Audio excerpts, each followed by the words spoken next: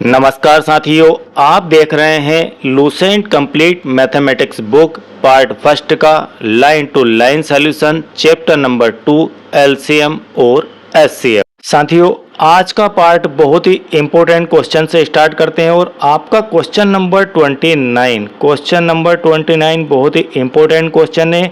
इस क्वेश्चन को मात्र आपको 60 सेकंड के अंदर सॉल्व करना है। इसके ट्रिक आप देखने जा रहे हैं। विभाजन के तरीके से दो संख्याओं का महत्तम समापवर्तक प्राप्त करने पर अंतिम विभाजक 75 है। आप जानते हैं एचसीएफ निकालने की प्रोसेस के अंदर भाग लगाते चले जाते हैं हम। भागफल क्रमशः पहले से आरंभ करने पर 3, 1, 1 और 3 है, तो उन संख्याओं का योग क्या होगा। आपको इस क्वेश्चन को सॉल्व करने से पहले एक फार्मूला दिमाग में आ जाना चाहिए। वह फार्मूला क्या होता है सभी को पता है, लेकिन मैं यहाँ पर आपको इस क्वेश्चन को सॉल्व करवा रहा हूँ तो आपको रिपीट कर देता हूँ, ठीक है। भाजक, जिस नंबर का आप भाग देते हैं उसे हम कहते हैं भाजक। जिस नंबर में भाग दिया जाता है उसे कहा जाता है भाज्य। और जो नंबर आपको यहाँ पर प्राप्त होता है भाज्य में भाग देने के बाद भाजक से, उसे हम कहते हैं भागफल। यहाँ पर कुछ घटाने के बाद जो यहाँ पर बचता है उसे कहते हैं हम शेषफल, ठीक है। इसे कहते हैं हम शेषफल। इंग्लिश में भाजक को कहा जाता है डिवाइजर। क्या कहते हैं? डिवाइजर कहते हैं। भागफल को आप कहते हैं यहाँ पर क्वोशेंट। क्या कहते हैं? क्वोशेंट।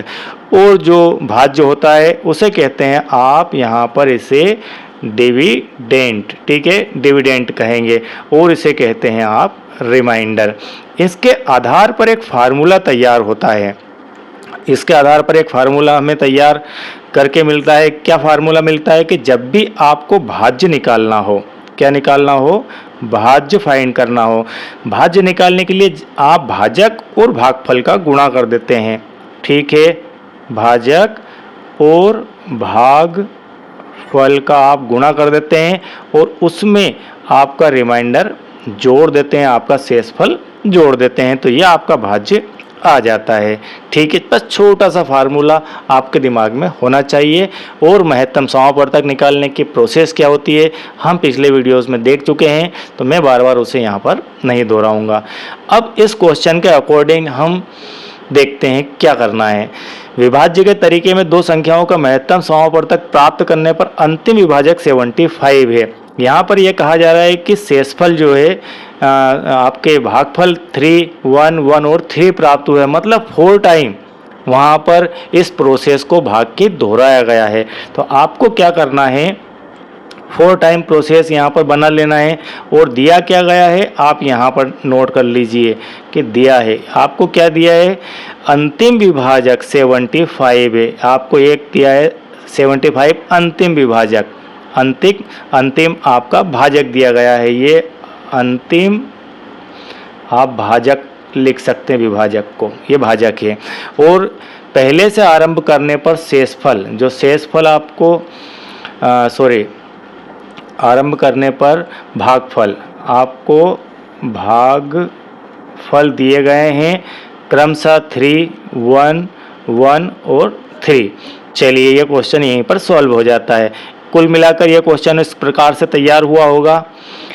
एक यहाँ पर भाग दिया गया, यहाँ पर प्राप्त हुआ कुछ, फिर घटाने के बाद यहाँ पर। अब हम क्या करते हैं, यहाँ पर जो हमारा शेषफल आता है उसका भाग लगाते हैं इस प्रकार से। फिर एक आता है यहाँ पर, घटाने के बाद कुछ मिलता है, फिर हम भाग लगाते हैं, फिर हम भाग लगाते हैं, फिर आपको शेषफल मिलता है और फिर आप भाग लगाते हैं, फिर आप भाग लगाते हो, यहाँ पर आ जाता है 0, ठीक है। यहाँ पर आता है 0। भाग प्रारंभ करने पर 3, 1, 1, 3 है, तो उन दोनों संख्याओं का योगफल क्या होगा। अब यहाँ पर अंतिम विभाजक दिया गया 75। कुल मिलाकर आपको अंतिम विभाजक वर्ड का यूज़ ना करते हुए वह कह दे कि एचसीएफ जो है वह 75 है, तो अब भी आपको कंफ्यूज नहीं होना है। लास्ट विभाजक आपका 75 है, एचसीएफ 75 है। इसका अर्थ है कि ये वाला जो नंबर है वह 75 5 है, और यहाँ पर 3 टाइम, यहाँ पर 1 टाइम, यहाँ पर 1 टाइम, यहाँ पर 3 टाइम। इस प्रकार से ये दिया गया है आपके भागफल के रूप में। बस इतना ही सब कुछ दिया गया है और लास्ट में यहाँ पर 0 आना तय है, क्योंकि अंतिम विभाजक आपका अंतिम भाजक 75 दिया गया है, और यदि वो सीधे सीधे एचसीएफ दे दे 75 तो भी आपका यही मीनिंग निकल कर आएगा। चलिए, इसके आधार पर अब हम आगे बढ़ते हैं। आपको ज्ञात क्या करना है, संख्याएं ज्ञात करना है, वो नंबर ज्ञात करना है, उन नंबरों का योग ज्ञात करना है। तो आपको नंबर तो पता चले, कौन से नंबर, एक तो यह वाला नंबर और एक ये वाला नंबर, ये 2 नंबर आपको पता करना है। चलिए, 75 का यदि आप 3 से मल्टीप्लाई करें, वही नंबर तो यहाँ पर आएगा, तभी तो यहाँ 0 बच रहा है। इतना तो आपको समझ में आ जाना चाहिए कि 75 को 3 से आप मल्टीप्लाई करेंगे और 0 उसमें जोड़ेंगे, तब यह वाला नंबर आपको भाज्य प्राप्त हो जाएगा। तो 75 का जब आप 3 से मल्टीप्लाई करते हैं तो आपके पास क्या मिलता है, यहाँ मिलता है आपका 225। ठीक है, ये आपका आ गया 225। अब 225 में आप 225 घटाएंगे तभी तो आपके पास 0 आएगा, ये आ गया।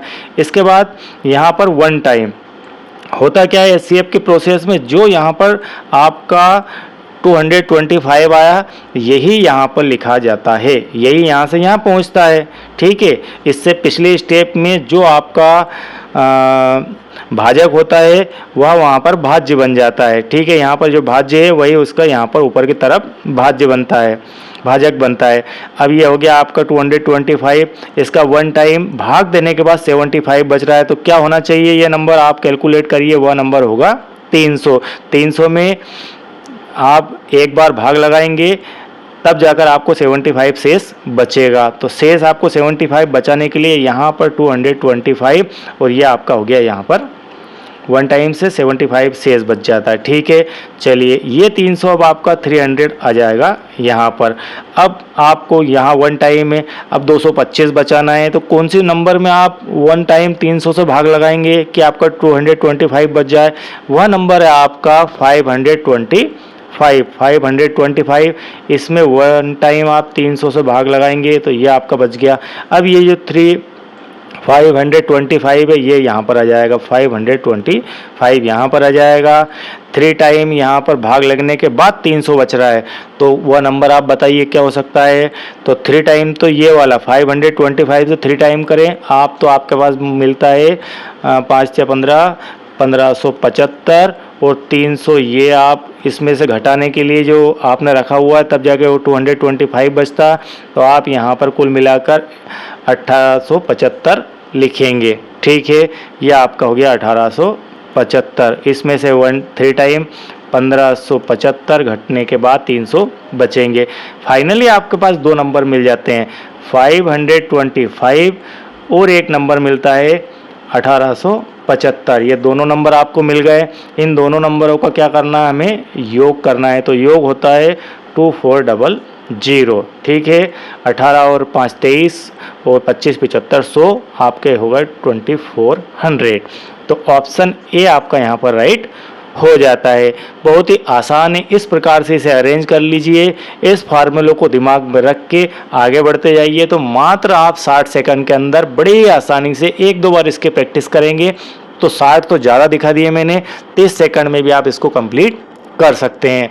क्वेश्चन नंबर 30 है, विभाजन के तरीके से 2 संख्याओं का एचसीएफ फाइंड करने पर आपको अंतिम विभाजक, यहाँ पर वापस अंतिम विभाजक वर्ड का यूज़ किया गया है, आप इसे मान सकते हैं एचसीएफ। एचसीएफ 15 आया है और भागफल क्रमशः पहले से स्टार्ट करते हुए 5, 1, 1 और 5 है, तो उन संख्याओं का अंतर क्या होगा। पिछले क्वेश्चन में योग था, इसमें अंतर, तो आपको कुल मिलाकर वह संख्याएं फाइंड करना है। चलिए, इसका एक प्रारूप बना लेते हैं। यहाँ कोई नंबर है, इस नंबर का आपने भाग दिया तो 5 टाइम गया।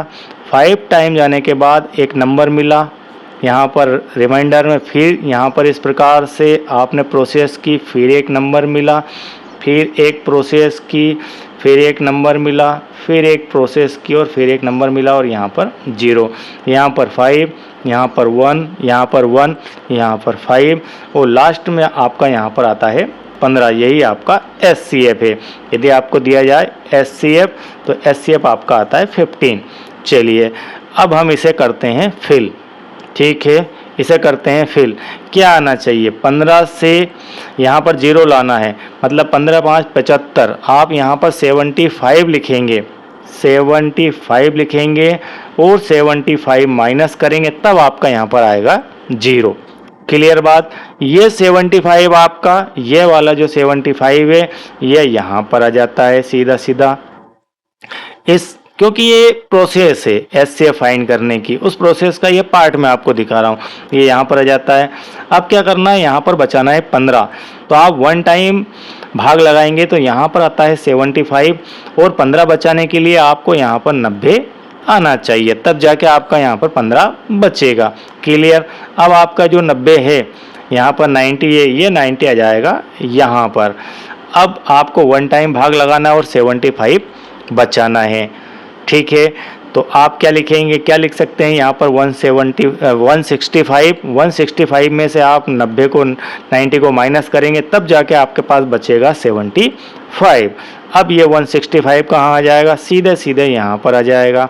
अब 5 टाइम आपका डिवाइड करने के बाद आपका 90 यहाँ पर शेष बच जाना चाहिए, तो वो नंबर क्या होगा, तो 5 टाइम 165 इंटू 5 का मल्टीप्लाई आप करते हैं तो वो आता है आपका 825। इस प्रोसेस को अपोजिट डायरेक्शन में दोहराना है। ठीक है, और 90 शेष बचाना है, इसका अर्थ इन दोनों को जोड़ देते हैं।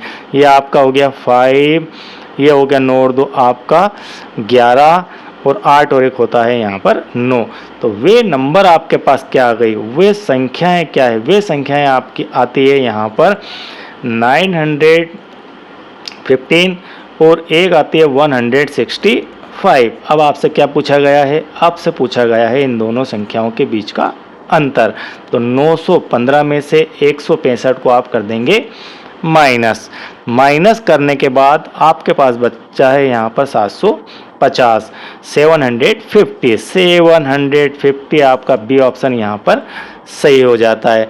बहुत ही आसान है, मात्र आप इसे 60 सेकंड में कंप्लीट कर सकते हैं। 60 सेकंड में इसे कंप्लीट किया जा सकता है बड़ी ही आसानी से। बस आपको इस प्रोसेस को अपोजिट डायरेक्शन में दोहराना आना चाहिए। और याद रखना, अंतिम विभाजक की जगह आपसे एससीएफ भी कहा जा सकता है। और ये क्वेश्चन मोस्ट आईएमपी है, कई बैंकिंग एग्जाम में, कई टीचर्स के एग्ज़ाम में, कांस्टेबल में, पटवारी में, टीजीटी में, पीजीटी में और रेलवे के अंदर काफ़ी जगह इस प्रकार के क्वेश्चन अमूमन पूछे गए हैं। तो यह बहुत ही इम्पोर्टेंट क्वेश्चन है, इसलिए मैं आपको अलग से इसे इंडिकेट कर रहा हूँ। चलिए, इसके बाद क्वेश्चन नंबर 31 एक मोस्ट आईएमपी क्वेश्चन है। ठीक है, इस क्वेश्चन को करने में आपको मात्र 30 सेकंड इन्वेस्ट करना है। 30 सेकंड के अंदर इसे कंप्लीट कर देना है। देखते ही बता देना है कि इसका आपका रेशो क्या आएगा। 28 और 42 के क्या नंबर दिए गए हैं, एक है 28 और एक है नंबर आपका 42। इनके एलसीएम और एचसीएफ का रेशो आपको यहाँ पर बताना है कि वह क्या आएगा। इसके लिए आपको रेशो निकालने के लिए इन दोनों का एलसीएम और एचसीएफ पता होना चाहिए। जितनी जल्दी आप एलसीएम और एचसीएफ फाइंड कर लेंगे उतनी जल्दी आप रेशो भी दिखा देंगे। चलिए, अब इसका एक सीधा तरीका, एक नई ट्रिक आपको दिखाता हूँ। आप एलसीएम और एचसीएफ तो फाइंड कर ही लेंगे, लेकिन एक तरीका और इसमें ऐड कर लीजिए। आप जब भी एलसीएम और एचसीएफ दोनों को एक साथ निकालना हो तो ये तरीका आपके लिए बेहतर है। ये आपने लिखा 28, ये लिखा आपने 42। ठीक है, अब आपको एक चीज़ ध्यान रखना है कि आपको सेम नंबर के से भाग लगाना है। ठीक है, सेम नंबर, एक ही नंबर होना चाहिए जो दोनों को डिवाइड कर दे। वो नंबर क्या है, 2 है। ये आपका आ गया 14, 14 और ये आपका आ गया 21। अब कोई नंबर आपको दिखता है जो दोनों को डिवाइड कर दे, जी हाँ, वह नंबर है 7। ये 2 और ये 3। अब आपको यहाँ पर रुक जाना है। फाइनली आप एलसीएम निकालने के लिए 2 into 7 into 2 into 3, 2 into 7 into 2 into 3 ये आप कर लीजिए। 2 दूना 4, 4 7 चौका 28 और 28 तिया आपका होता है 84, ये आ गया। अब निकालना है एचसीएफ। एचसीएफ आ जाएगा आपका, जो आपका कॉमन है फैक्टर वो आपका 2 और 7 है। इसके बाद में कोई कॉमन यहाँ पर नहीं आ रहा है, मतलब 2 इंटू 7 आपका हो गया 14। चलो रेशियो की बात करते हैं, तो रेशियो क्या आएगा? रेशियो आपका आएगा 84/14। ठीक है, तो यहाँ पर आप 6 बार लिख सकते हैं, तो 1/6 भी हो सकता है और 6:1 भी हो सकता है। तो लघुत्तम महत्तम का अनुपात पूछा गया है। पर्टिकुलर यहाँ पर एक ही आंसर दिखाई दे रहा है 6:1 में, तो वह वाला है ए वाला, तो ए आंसर यहाँ पर सही हो जाएगा। तो ये तरीका बेहतर है। और यदि आप सीधे सीधे देखकर 28 और 42 को निकाल लें तो बहुत ही अच्छी बात है। और मैं आपको इसका दिखा देता हूँ, जितना मैथमेटिक्स में गहराई में जाओगे उतना ही मज़ा आता जाएगा। आपको 28 और 42 को क्या लिखना है? 28 और 42 आप इसे लिख सकते हैं 14 गुणित 2, 14 दूना 28, और इसे लिख सकते हैं 14 तिया 42। मैंने 14 का ही यूज़ क्यों किया है? और भी नंबर थे हमारे पास, 2 थे, उसके बाद 4 था, 7 था, हमने 14 को ही क्यों चुना? क्योंकि हमें इधर लास्ट में 2 और 3 ऐसे नंबर बचना चाहिए, जैसे 2 और 3 की बात कर रहा हूँ मैं, कि जिनके बीच में अब कोई कॉमन फैक्टर, जितने कॉमन हो सकते हैं वो सभी निकाल लो, तो एक ही आपका 2 और 3 बच जाएगा। और कॉमन निकाल रहे हैं हम 14, तो यहाँ पर सीधा सीधा 14 आपका हो गया यह वाला एचसीएम।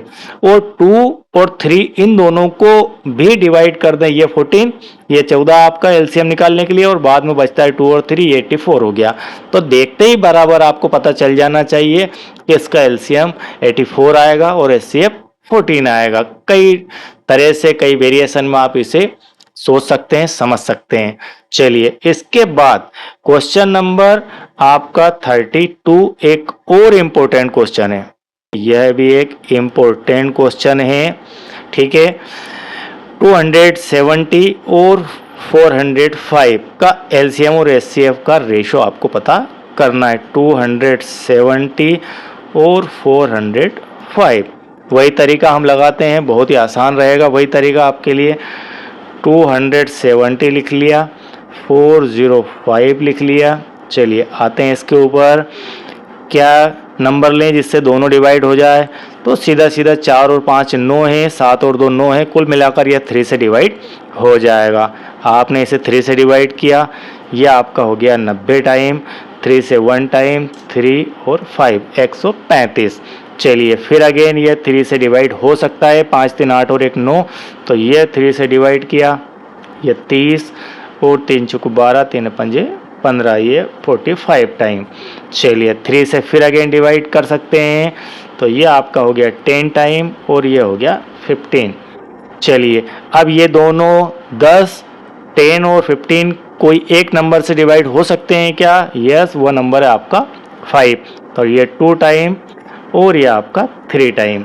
अब आपका सीधा सीधा यहाँ से एलसीएम आ जाता है। एलसीएम में 3 into 3 into 3 into 5 into 2 into 3। चलिए इसको कैलकुलेट आप करें तो आपका यहाँ पर आ जाता है 810। इसके बाद एचसीएफ में जो आपके ये कॉमन हैं, ये सारे एचसीएफ है। 3 इंटू 3 इंटू 3 इंटू 5, ये एचसीएफ की डेफिनेशन कहती है। कॉमन फैक्टर मैक्सिमम आपको लेना, हाईएस्ट ज़्यादा से ज़्यादा, तो ये ज़्यादा से ज़्यादा सारे तो ले लिए हमने, सारे ले लिए, बस यही आपका एचसीएफ है। एचसीएफ की डेफिनेशन के अनुसार 3 तिया 9, 9 तिया 27 और 27 पंजे आपका होता है 135।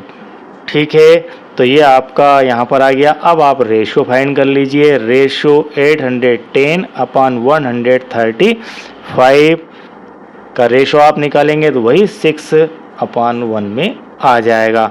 6:1 में या 1:6 में, चूंकि यहाँ पर पूछा गया है आपका एलसीएम और एचसीएफ का रेशो, तो LCM HCF का रेशो 6:1 आएगा, जो कि आपका डी ऑप्शन के अंदर दिया गया है। चलिए इसके बाद एक और महत्वपूर्ण क्वेश्चन, क्वेश्चन नंबर 33।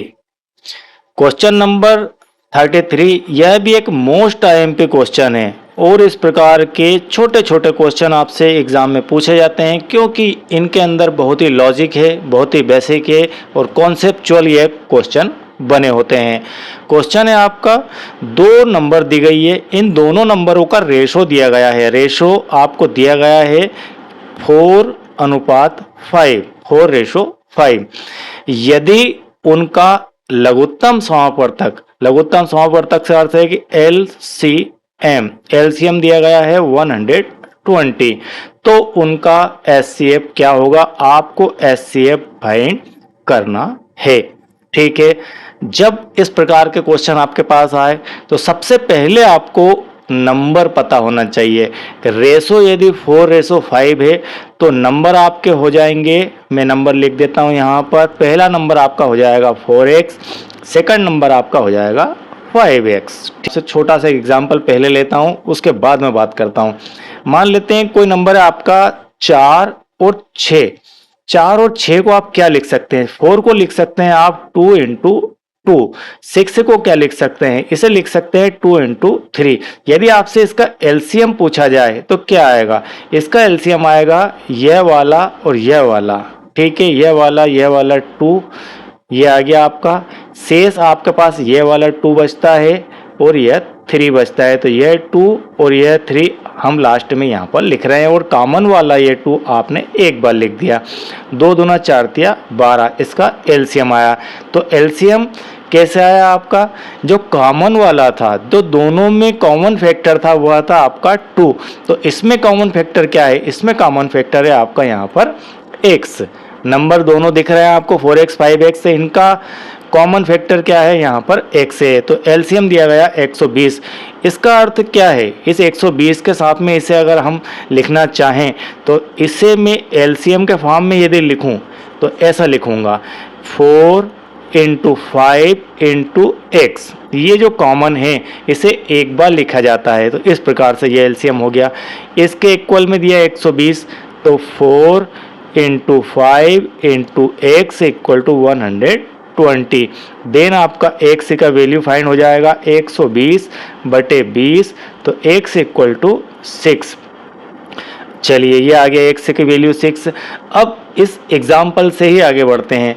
अब आपको इसका HCF निकालना हो तो क्या आएगा, HCF हमेशा आपके यहाँ पर 2 और 3 बच रहे हैं, इन दोनों के बीच में कोई कॉमन फैक्टर नहीं है, तो जो आपका यहाँ पर कॉमन फैक्टर था 2, वही आपका यहाँ पर HCF हो जाता है। तो इन दोनों के बीच में ये जो x है ये कॉमन फैक्टर है। ठीक है, यही कॉमन फैक्टर आपका HCF कहलाता है।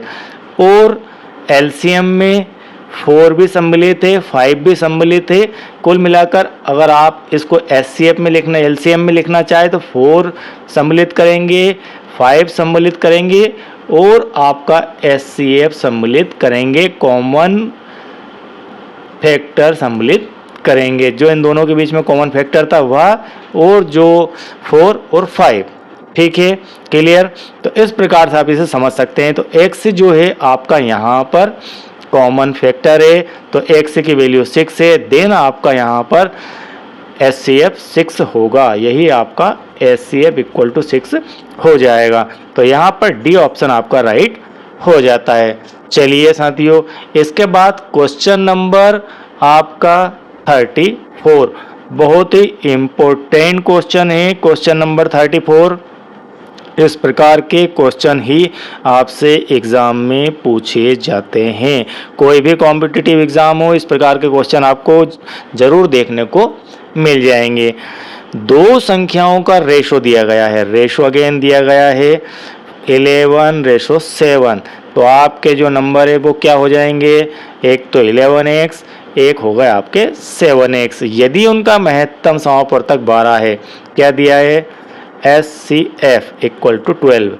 HCF 12 है, इसका अर्थ है यहाँ से सीधा सीधा दिख रहा है कि x की जो वैल्यू है, 1 से की जो वैल्यू है वही आपकी 12 है। यहाँ पर बनाकर ऑलरेडी दे दिया गया है कि जो कॉमन फैक्टर है इन दोनों नंबरों का वही HCF होगा और HCF दिया गया है 12। तो संख्याएं क्या है, सब कुछ तो क्लियर है। आपके पहले नंबर हो जाएगी यहाँ पर 11 इंटू 12, 1 से की वैल्यू रख दीजिए तो आपकी यहाँ पर आ जाएगी एक नंबर 132। सेकंड नंबर आपके यहाँ पर आ जाएगी 7 इंटू 12, तो ये हो जाएगी यहाँ पर 84। तो ये आपका एक नंबर आ गया और एक नंबर ये आता है। ये आपका क्वेश्चन नंबर 34 का सलूशन है। देख लीजिए नंबर कहाँ पर है, ए ऑप्शन के अंदर ये नंबर आपको दिखाई देते हैं, तो यह सही है। चलिए इसके बाद क्वेश्चन नंबर 35, यह एक IMP क्वेश्चन है और बहुत ही लॉजिकल है इसी कॉन्सेप्ट के ऊपर। यहाँ पर रेशो दिया गया है 3:4। आपके नंबर बन जाते हैं 3x एंड 4x। यहाँ पर HCF दे दिया गया है, HCF दिया गया है 4। लघुत्तम ज्ञात करना है, बहुत ही अच्छी बात है। तो LCM क्या होगा, ये जब नंबर हैं इनका ये x कॉमन फैक्टर है, ये कॉमन फैक्टर है, तो LCM क्या होगा, LCM होगा 3 इंटू 4 इंटू कॉमन फैक्टर आपका x है, तो 3 इंटू 4 इंटू 4 ये x की वैल्यू, HCF की वैल्यू 4 चौक 16, 16 आपका यहाँ पर होता है 48, 48। ठीक है, फाइनली 48 कहाँ पर है, 48 आपके डी ऑप्शन में दिखाई दे रहा है। तो साथियों इस प्रकार से यह आज का पार्ट हमारा कंप्लीट होता है। आई होप कि यह पार्ट आपको बहुत ही पसंद आएगा। इसके अंदर जो क्वेश्चन थे वो सब इम्पोर्टेंट क्वेश्चन थे। और साथियों यदि मेरे समझाने का तरीका आपको बेहतर लगे तो वीडियो को लाइक कीजिए, और आप चैनल के साथ नए हैं तो चैनल को सब्सक्राइब कीजिए और अपने मित्रों को इस चैनल के बारे में बताइए, सजेस्ट कीजिए, ताकि उनको भी SSC, railway, bank, teacher, police, constable, patwari और अनदर सभी कॉम्पिटिटिव एग्जाम में हेल्प मिल सके। Thank you very much.